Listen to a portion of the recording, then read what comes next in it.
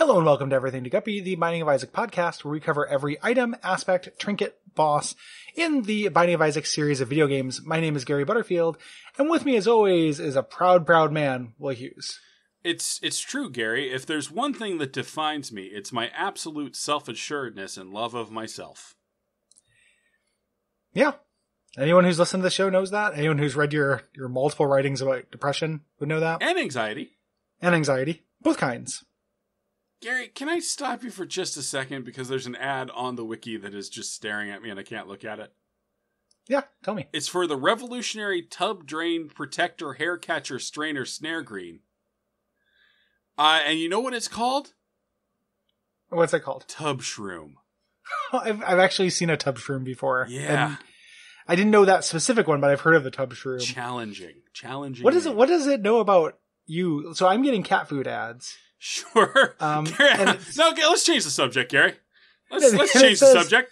I'll talk about my ad. We don't have to talk about your ad. Yeah. The ad says it's for Purina, and it says, "Why feed wet cat food?"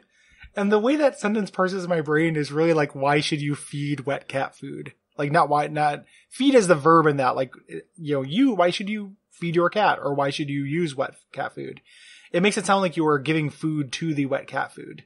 Me. Yeah, and I want to just be very clear that I misspoke earlier when I suggested that I might be getting targeted ads about a hirsute man clogging his drain so badly that a professional has to come clean it. Well, it could be Olivia. I mean, just don't fall on that sword, man.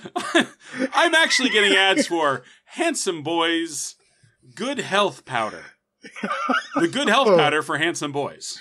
Keep it going. It just like at the side of it, just like continue, keep the good work. Keep up the streak. Yeah. The good health streak. Gary, how long are we going to talk about targeted advertising before we get to another fucking familiar? Well, I only have 2 targeted ads, so I'm out. Oh, shit. I actually have the Fallout 76 one still. Oh, geez. Get off our dicks, Fallout 76. You had your chance. Yeah, we created a terrible podcast about you. That was pretty good. Yeah, I like that podcast. Mean, when I say terrible, I mean very good. Yeah, of course. We're talking about Rainbow Baby. We sure are, Gary. Do you get bored with a single boring-ass familiar? Mm-hmm. Why not have 10? Yep. And it's good on familiars, but bad on items. Like, it's, not the best familiar, but it's better than Brother Bobby. Yeah. Because it has a chance to do something that's better than that. Marginally. But fuck charming. Like, the best thing it can do is a tier that does 5 damage. Big spender. Big spender. Like, and you get, roughly a 1 in 10 chance of that. And that's what you got. And that's what we're working with here. It's cute looking. It's pretty cute. He looks like to me, always looks to me like he's crying like a rainbow, but really it's more like hair. Yeah, I know. It absolutely looks like hair. Long, beautiful hair like Jesus wore it. Yeah. Give me a familiar with hair. Yeah, this is the, boy, this sure is the dawning of the age of Aquarius. God, a baby being born with a full head of hair like that? Yeah, that would be either the Messiah or the Antichrist. Yeah, that's scary. Either way, put it in the chute. Either way, sacrifice it. Sack. Thank you. Yeah, that is... Give that baby a big sack. It is extremely scary to me. Also, that would have to cause complications, right? I don't know. I don't think so. I think... Like a full head of hair? Don't you think it would get, like, caught on something? On what? It's not like it's like loose forks in there. No, there's like tubes and shit though. Some tubes, but it's mostly designed like it is designed, but for babies that don't have that tons of hair, I guess so, Gary. I don't know. I'm gonna next time I go to my doctor, I'm gonna ask him. Listen, Doc. Go into your My Chart reason for visiting. Yeah, I'm gonna make an appointment right now. Yeah. Oh, let's role play that, please, Gary. Okay. Yeah, this is Providence Health Clinic. This is Sheila. Can I talk to Dr. Alferez, please? Well, no, that's not how calling your doctor works. You talk to me and we set up an appointment. Oh, okay. I would like to set up an appointment with Dr. Excuse Alferez, me, please. nurse. Excuse me, nurse. Is that Gary? Is that Gary Butterfield? Am I supposed to answer for the nurse? Yeah, Gary, take up the slack. Okay. Yes, sir. That's not what she sounded like. You're so handsome, Gary, sir. no, she sounded more Australian. Oi, what? There we go. And scene. There we go. It's new Pokemon Australian Doctor Edition. Yeah, Gary, real fast. Where are you falling on those new 3 starters? Don't like them At all? Nope. I like the sad blue one. The sad one, I need him to be sadder. I think the internet's doing a lot of exaggerating about how sad he looks. I know. I just see, they're trying to give them personality that they don't have. Although the fire bunny, someone drew it as Max from Sam and Max, and that goes a long way for me. Yeah, I like that. And it's the one with the other silhouette. Yeah. I just feel like you can't redo these. We've already had a monkey starter. No more monkey starters. It's true. We need to move on to worm starter. Has there been a dog starter? Yes. Which one's the dog one? Growlithe? That's not a starter. That's not a starter. Haha, nerd test. Got you. Yeah. All right. If there is one, someone listening is losing their mind, but I think there hasn't been. So to repeat monkey before you get to dog? Gary, has anyone ever tried to work out which Pokemon is cutest? I don't know. I don't think so. Yeah. I think somebody figured out which one is coolest. But not which one is cutest. Okay. So we should say what the familiar does. We're getting a little off topic a little early in this process. I think that we kind of danced around this one a little bit. Like astute listeners can probably fill out the wiki themselves, Wow, Gary, it's like we've created an ARG. We've created a reverse. It's like that time when Wolverine could smell the absence of somebody. By the way, Gary, I need you to get me in a room with your D&D buddy Riff, because there's a puzzle in that fucking West of Loathing DLC that I cannot fucking crack. I can get him. You just ask me what the puzzle solution is, and I'll check in with my guy. Yeah, Gary. You taking a little sip? Yeah, just doing a sip. Yeah, I believe I'll sip. Yeah, Gary. There's a puzzle in the new one. It's like you have to come up with like secret words and take 2 pay and figure out what it is, and we can't find out. We figured out what the last word is. Like me and some of my Reddit bros reverse engineered it, but. Because if there's one thing that will get me onto Reddit, it's a goddamn ARG. Yeah, it's a big place for those things. Yeah. Anyway, just deliver Riff to me.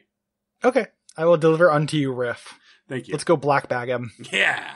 What this familiar does is it follows you around and it shoots the tiers of other familiars randomly. Yeah, boy, that'd be a fun exercise figuring out which all. Like, there's Harlequin Baby. There's Bobby and Maggie. There's Demon Baby right there. Yeah, there's little Ghost Baby, little Steven. Yep. Or is there a little Steven? Yeah, there's a homing Violet shot. Yep. I don't think there's explicitly a charming baby. Boy, there's not. Yeah, okay. I'm certain. I'm not gonna think about it. Little Gish is right there. Like I can name most of them, but not all of them. We leave that as an exercise for the listener. Will, you got a seed for us? Yes, I had to scroll down to see if I did in fact, because if I said I did and didn't, that would be a lie. That would be a lie, and you don't lie. All right, you know what? We're going to go with the Vita, a system, the only system this game's been on that I've never owned.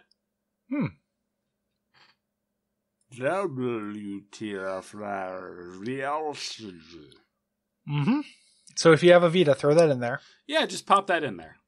You'd probably like Vita. It's full of like anime bullshit games that you like. It's really good for that.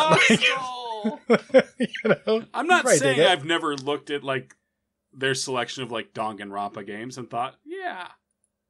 Like back when I had to like wait for them to come out on PC. Yeah.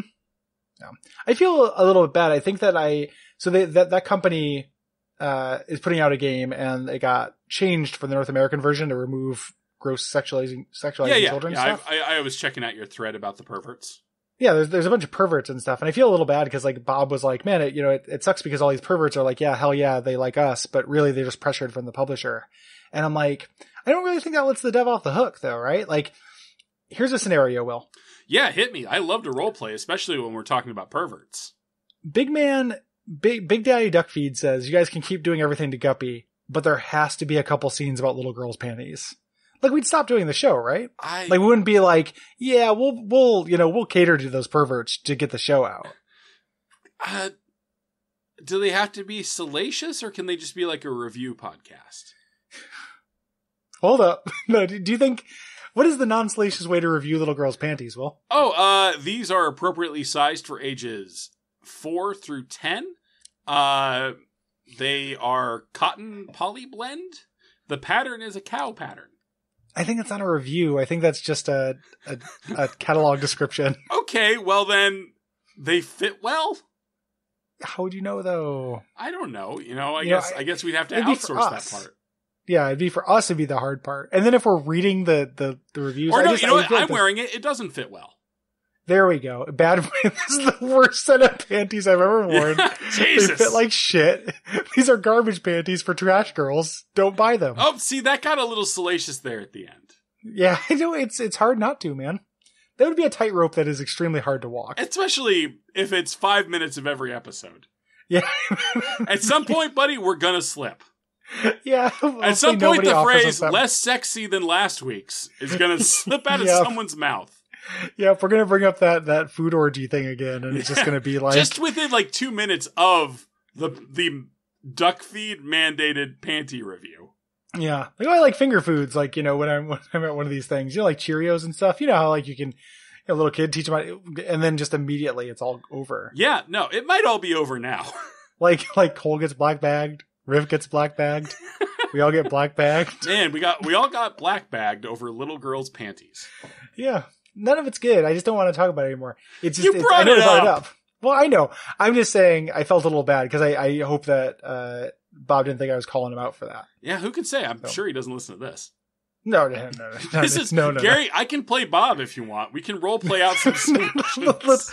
Let's not. Somebody would get it back to him. Yeah. Like he doesn't, but people who listen to this also listen to him. That's all right. If you're one of those people, come on. Come on. Like you know what not to do.